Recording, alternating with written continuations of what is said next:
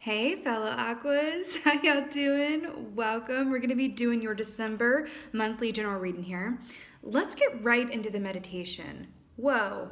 So I heard this song, I believe it's called Carnival by, I think, Melanie Martinez, possibly. Listen, y'all, I was taken inside a circus tent. Yes, I was a circus tent. And I saw the Aquarius Collective as the ringmaster.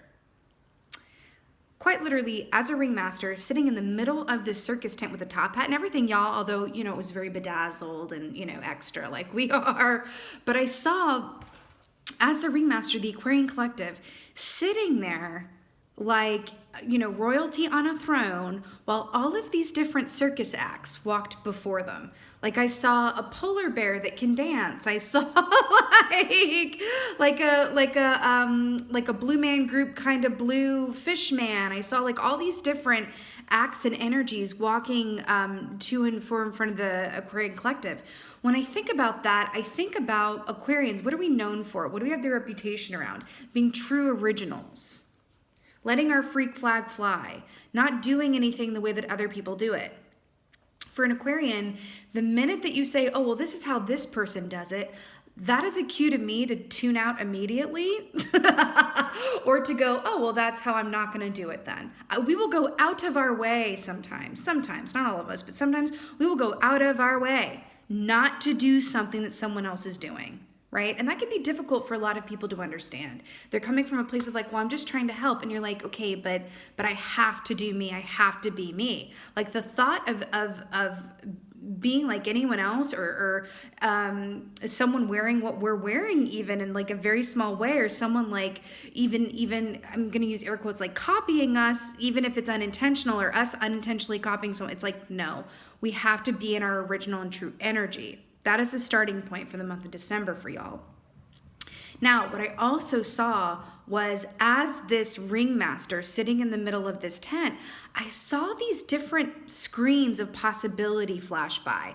Like, it was like Seven of Cups, but more, I'm going to say more Two of Cups. Because it felt more like a mirror because for me, the Two of Cups is very much about a mirror image of ourselves in relationship to ourselves or someone else, right? But I saw these images flash by, and I saw one, it was almost like a portal of a movie that you could step in and out of, like virtual reality style, right?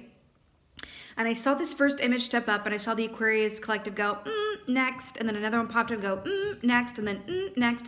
And it wasn't rejecting the ones that came before you. It was rather going, I want to see what all of my options are. And I feel like I heard that sometimes the medicine is in making a decision and seeing how it goes.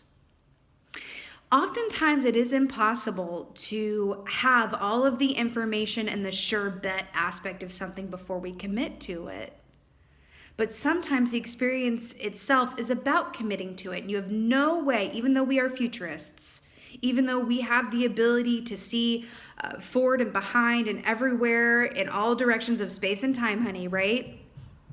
And we're very good at seeing other people, what they're really thinking, what they really mean when they say something. We are the masters of subtext, honey. What people are thinking and not saying, we will pick up on that stuff right quick. But I'm hearing that, especially around the month of December, and as you consider your next year, you are being called and advised to maybe do a little less of this. I want to see what all my options are before committing to something or walking down a certain road or path. It's more about go with your gut, choose something, and let it be what it is. Because there is this distinct feeling of like, but if I choose this, if I commit to it, if I sign up for this, if I, whatever this is, if I agree to this, then A, could I be missing out on something better? Or could I be making a wrong decision that is going to lead me down a road that I'm going to regret later? It's like this feeling of like a safe and sure bet, right? But here's the thing. It feels like it's through this context of this Aquarian feeling of like being the ringmaster at the circus with all of these different acts who have different talents and look really different. And here's the thing. I'm going to be really I'm going to lay it out for you here right now, my aquas. There is no perfect shoe. There is no perfect fit. Why? Because you're an Aquarius and you are your own size and shape and form. You can only really perfectly fit your own shoe. What do I mean by that? I mean these different opportunities, these different potentialities that come before you. There's never going to be a perfect fit. It's going to be what you make it. Because you are such an original. Because you have this energy within you that is so unique to you, right? I also want to talk about Moth energy, because Moth energy is really, really strong for you right now in the month of December. Something about moths is that because they go through these, I mean energetically, right? Because they go through different life cycles, different shapes, different forms of being, right? They start as the egg, and then they go into the caterpillar, and then they're in the cocoon, and then they emerge the fully formed moth. Because that's so inherent within their energy, there's always going to be this aspect of them, this little voice in their head, where they could literally have manifested everything they could ever want. They could have money in the bank for days and years, right? With a partner that they're just obsessed with, family, success. They could literally have everything they want, and there will still be, at any given time, not all the time, but at any given time, this little voice that goes, am I where I'm supposed to be? And it's not that they're ungrateful, it's just that they understand that there is this inherent energy of they are the masters of the truth, that the only inevitable thing, the only constant thing is change. And if you as Aquarius, especially as my beautiful fellow Aquas being a fixed sign, if you can embrace the truth that change is the only inevitable force and factor in this world, right? Change is the only constant, then it becomes less about a safe bet and overthinking something before you commit to it. It becomes, you know what? No matter what I choose, it doesn't really matter. Because I'm along for the ride and I understand that it's going to be what I make it. Because we are our choices. Okay? Now we got Gazelle here. This is so perfectly lining up with the meditation. This is about, in its essence, this always has more than one side to it. On a shadow energy, right? Because everything has a light and shadow energy to it. This is about fear. Okay? Why are this gazelle's ears so large and in charge? It's so that it can hear from far off, danger approacheth, right? So it can redirect its course and run away to safety, right? So that's why the gazelle is at any given moment, it's in a state of hypervigilance. At any given moment, it's, what's that? Did I hear a moving in the bushes? And it's because of where it is within the food chain, right? It has that biological imperative for a reason, for means of survival. Right? Now, on the light side of the gazelle energy, it equates to like a 9 of Pentacles energy, which is really, really beautiful, right? And it is up to you whether this manifests in its light form or its, shadow form. And it might be a little bit of both, and that's okay, right? But in its light form, this 9 of Pentacles energy is very much about deriving satisfaction from who you are as an individual. Again, it's really tying in well with the meditation. Who you are as an individual and the work that you in particular are good and great at. Now, I'm getting a 3 of Pentacles energy around this too, but I want to talk about the inherent differences between the two. 3 of Pentacles energy is being compensated for what you particularly are good at within a group context. It requires the approval or compensation of somebody else. Teamwork. 9 of Pentacles, though, is the entrepreneur key. And I'm getting this for you guys, right? Which also equates to that equates to that ringmaster energy as well, right? This is very much calling to your attention. Like, what do you do? What is your inherent potential that involves only you and within your own scope? And going, you know what? I'm realizing, again, back to what we were saying earlier, that at the end of the day, whatever I choose, whatever I venture towards, right, whatever I agree to or commit to or dream about, it's going to be what I make it. There's no actual thing as like a wrong choice or a bad turn, right? Because it is actually what you give towards it, what you put into it is going to be what you get out of it, right? I also want to say one last thing, and then we'll get into the keys here. I'm doing little extra long readings this month for December. There is this energy here, too, around the gazelle energy of, with tied into your meditation. Sometimes when we are on the brink of manifesting something that we really want, whether we can see visual receipts of it already or we're yet to see the visual receipts, okay? Sometimes we can feel it before we see visual receipts of something. It can elicit fear. Sometimes it's that self-sabotage thing of like, we really can self-sabotage ourselves right before we hit it big, whether that's hit it big in a relationship, money, home, whatever that is, whatever we really truly want in our heart of hearts.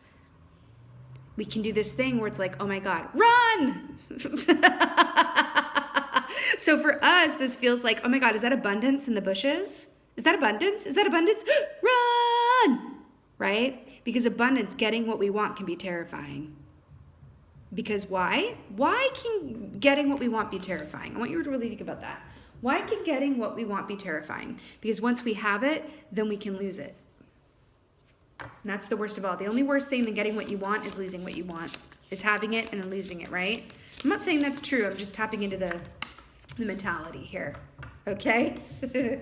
So we have the Eight of Wands here, which I'm really obsessed with. Do you notice all this like forward movement that's happening here? This forward movement, really obsessed with this. So Eight of Wands, traditionally speaking, this is upward ascension, it's communication, it is, ascension with your abilities and knowledge and intuition as well.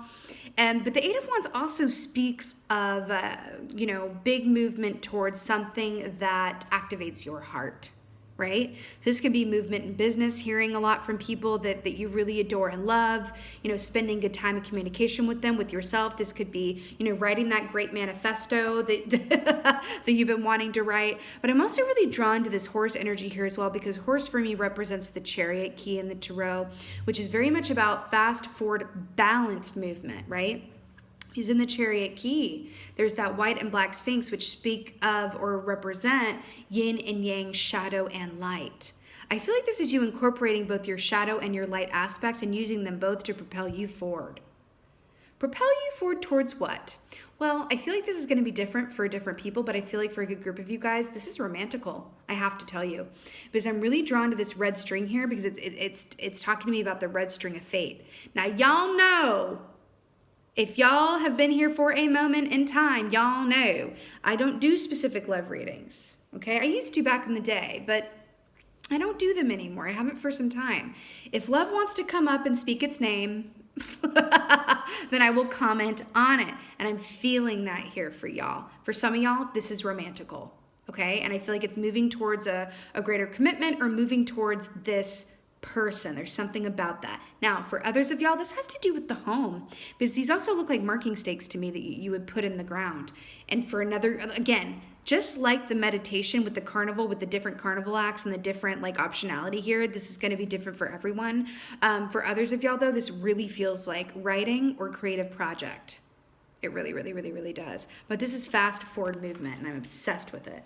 Now, okay, I'm getting a special message because Gazelle are also very quick animals. They move at like the speed of, just really quickly in a moment's notice. I do feel like there's something here about being ready.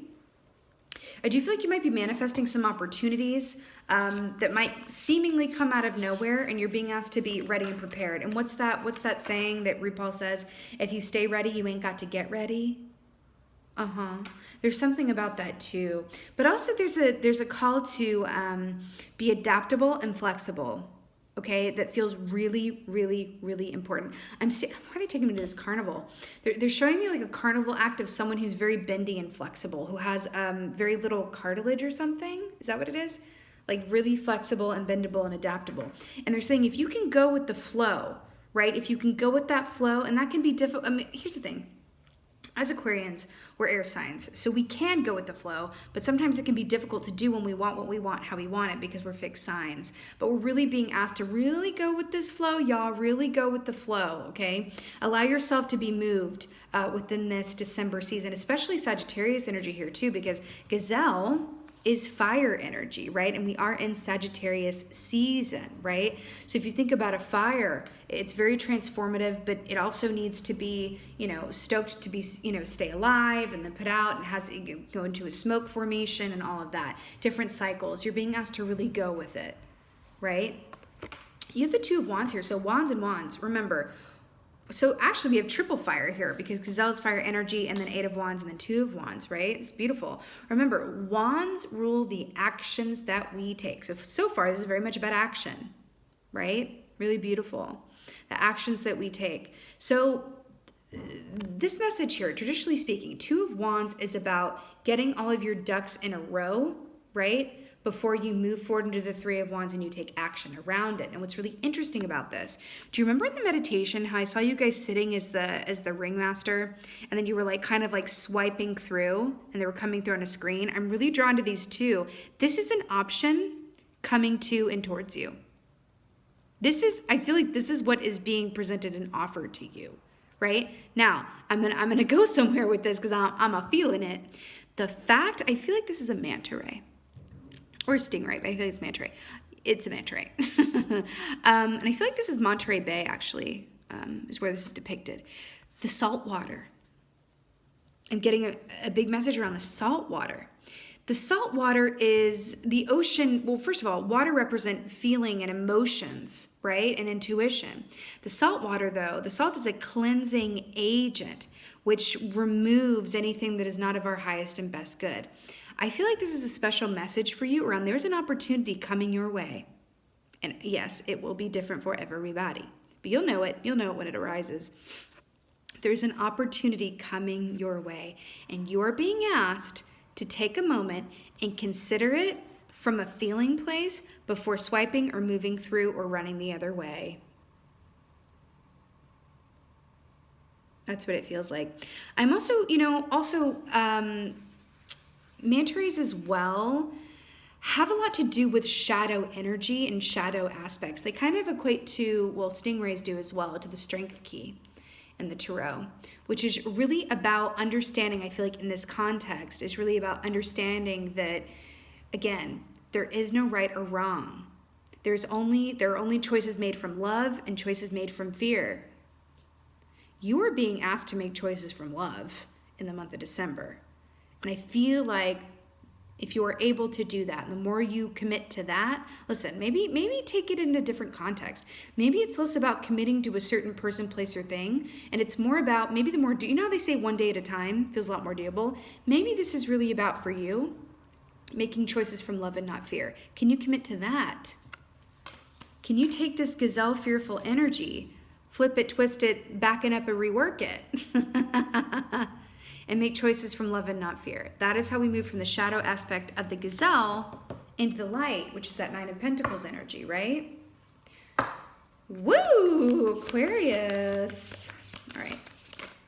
And that's what it is. Ba, ba, da, ba, ba, ba, ba, ba. The Chariot. Now, was I not singing the song of the Chariot when I saw the 8 of Wands key? Let's talk about this. I'm so obsessed with this right now. First of all, more salt water, so there's that. And the Chariot, I already talked about it. It's fast, forward-moving, balanced energy with the black and the white and the yin and the yang, the shadow and the light. And then we have the beautiful Orca here, which is black and white. I mean, this deck, I literally am so obsessed with this deck. So the Chariot energy here, I want to talk about Orca energy for a moment in time. Orca energy, the tagline of Orca energy is navigate with purpose. Navigate with purpose. I feel like that's exactly what this is saying. And again, it's not about, the safe bet or choosing the right one, air quote. It's about making choices from love and not fear, and then moving ahead on that path. Not away from it, not rerouting ourselves to something safer or less committal or, less scary or whatever have you, less commitment prone, whatever that is for you, right? Think about what terrifies you the most and why, Aquarius. That's what's being called to you. This is shadow work we're talking about, yeah? What terrifies you the most and why? Can you think of times in your life where you have known everything inside of you, that deep down inside you want to take a particular path, commit to a particular person, commit to a particular, line of work, school course, move, geographical location, whatever that is, but you have gone another way that seemed less scary or safer, right? Remember something, when we are on the brink of getting what we want, our fear is activated and we are propelled to run the other way. Because as humans, in our minds, I'm not saying this is true, I'm saying from our human perspective, the only thing worse than getting what you want is getting it and then losing it. You are being told to navigate with purpose, put one fin in front of the other, right? And keep it moving forward, water bearer. Do what scares you, right? If you're making choice from love, do it and be scared anyway and move right on through it, because guess what's on the other side of fear? Abundance. That's shark medicine right there, right? On the other side of fear lies abundance. That is the message of this whole thing. Abundance lies on the other side of fear. That's what it is. Okay, Eight of Wands. Also, I want to say the Chariot is, or the Orca rather, is very much about the family unit. Very much about group ties and lineage. Family. Pods. Ooh.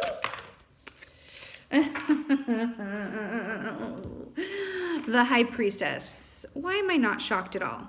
You know, even though technically we are the star within the Tarot, I always equate us with the High Priestess just as much, to be honest with you.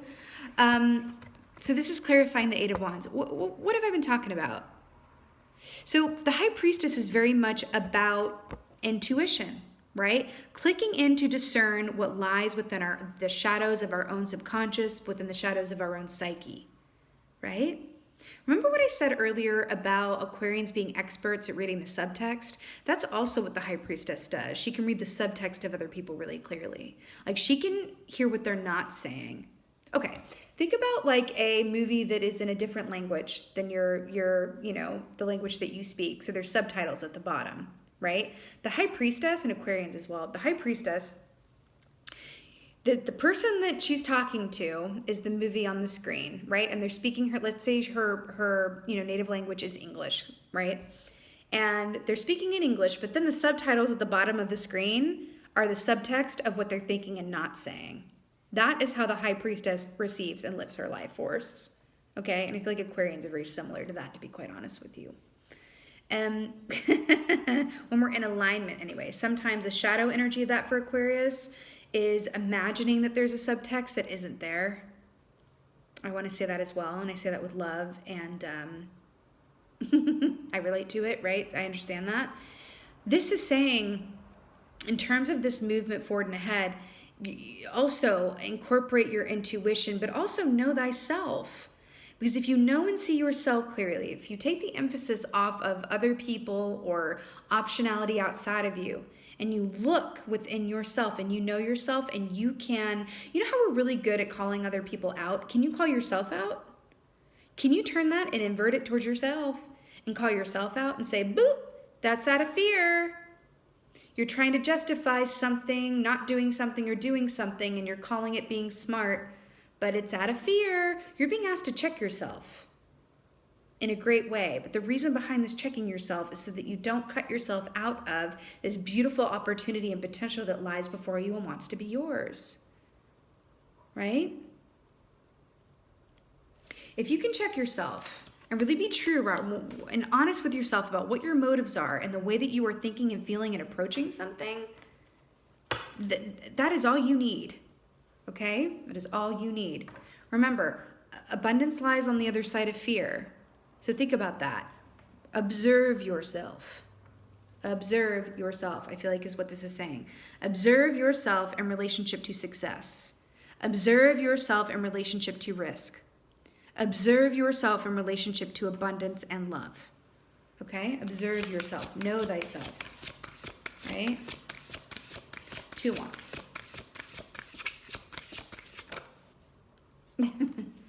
Yep. Okay. So we got the Page of Wands here to clarify the 2 Wands. Now, I'm really obsessed with this because the Page of Wands is about bravery. This represents courage to me. Also writers as well. But the Page of Wands is like, let's do it. This is excitement about what's to come. This is excitement about a new venture. This is excitement about a new idea that comes to you, right? This is excitement about what could be, right? And we were talking about taking time to feel out these opportunities or potentialities that come before you from a place of feeling, right? And not dismissing them too quickly. And then we have the key that represents bravery and courage. Now, I want to point this out because this is really adorable. The Page of Wands holds a single wand, and then we have the Two of Wands, which make 3. And I talked about the Three of Wands coming after the 2, right? In order to move these potentials into a Three of Wands place where you are moving on ahead and manifesting the likes of which you've never known before, it requires you to be in the position of Page of Wands and be brave. Have courage. Take a risk. Take a chance, right? There's no reward without risk, right? Be brave, Aquarians. The energy is here for you to manifest the likes of which you haven't before, right? The Chariot. Also, I want to say we are in the age of Aquarius now. So if ever there was a time to do this, it would be about now. The Chariot. Oh, God. I literally am living for this. The Eight of Wands again. With the Chariot, I cannot. I'm just going to take a moment because this is a situation. This is literally exactly what I've been saying. Navigate with purpose. Abundance is on the other side of fear. Check and know thyself. Observe yourself from relationship to manifestation, abundance, and everything that you want. Are you getting in your own way or are you paving your own way? Right? I just heard mixed signals cover all options. Mixed signals cover all options. Are you giving yourself mixed signals or is someone else giving you mixed signals? Something about that.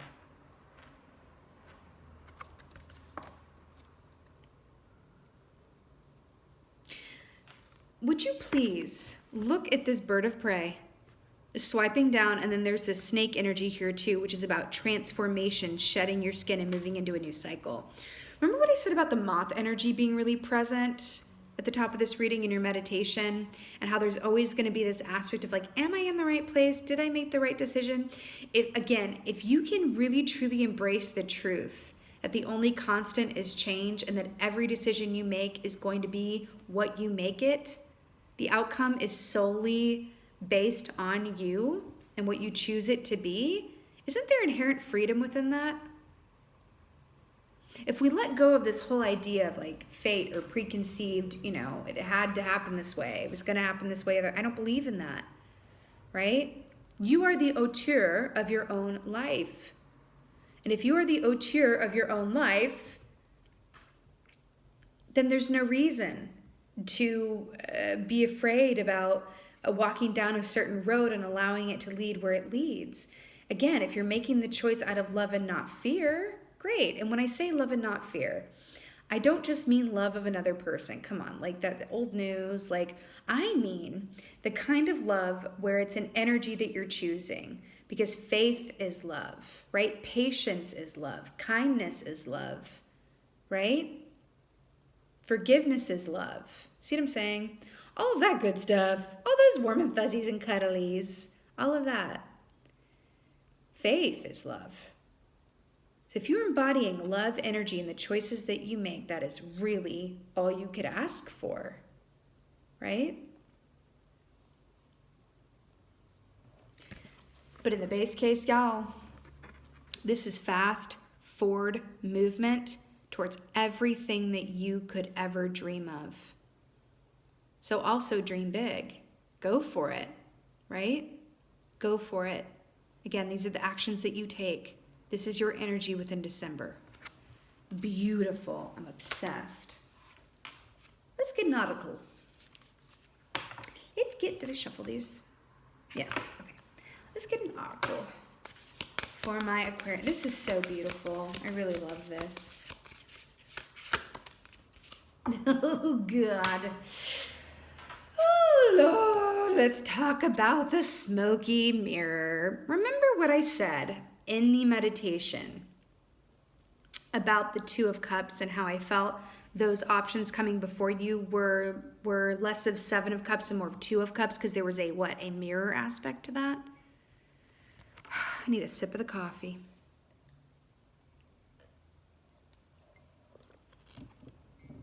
Okay. The smoky mirror. Let's talk about distorted images.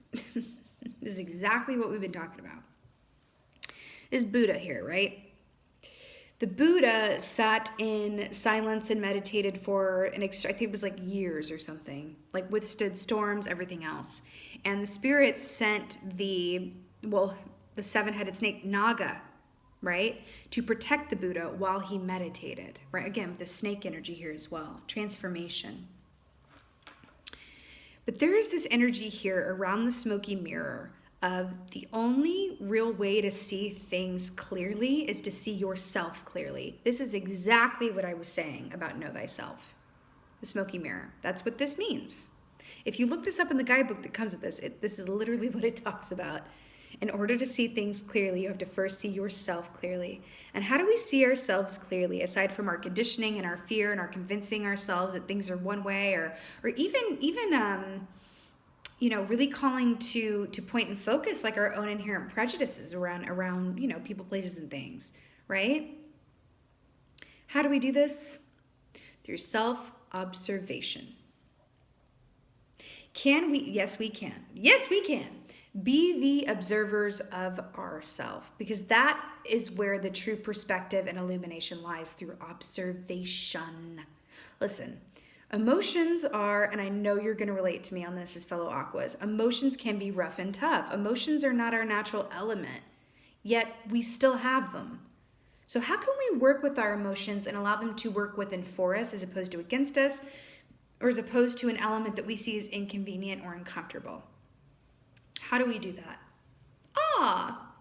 We take on the energy of the observer. We observe ourselves in relationship to our emotions. We can observe the emotions of others. Some might say and hate on Aquarians and say, well, that's a distancing. You're distancing yourself from it. But I say it's more of, this is a way that we can do this in a way where we can participate in our own emotions and the emotions of others in a way that is constructive and helpful, because it's either that or we run the other way, or we allow them to sweep over us to such a place where we absolutely clam up and go on our own energy. Because this is something that a lot of people don't understand about Aquarians. It's not that we don't feel, it's that we feel so deeply that those emotions, it's difficult to bring them to the surface. And when it takes a lot to bring them to the surface, because it really does run so deep. Sometimes I have to remind people, like, we're the water bearers. We are the water bearers, which means what? Yes, we are of the air element, but we also hold water. We feel incredibly deeply, right? Observe yourself in relationship to your feelings, and thus see yourself and your circumstances clearly. The smoky mirror comes up to say you might not be seeing things in the most clear light. You might be operating from fear. You might be operating from bias or prejudice or preconceived limitations, right? Observe yourself in relationship to your emotions, and thus allow both to exist equally and in tandem. Right? Aquarius, this is beautiful. I will say there is an element to this that feels like it's a bit of a, when you're in school and you have finals around this time of year, it does feel like that bit of an energy, but it feels like it's only prepping you for what comes next within the new year, which is high manifestation.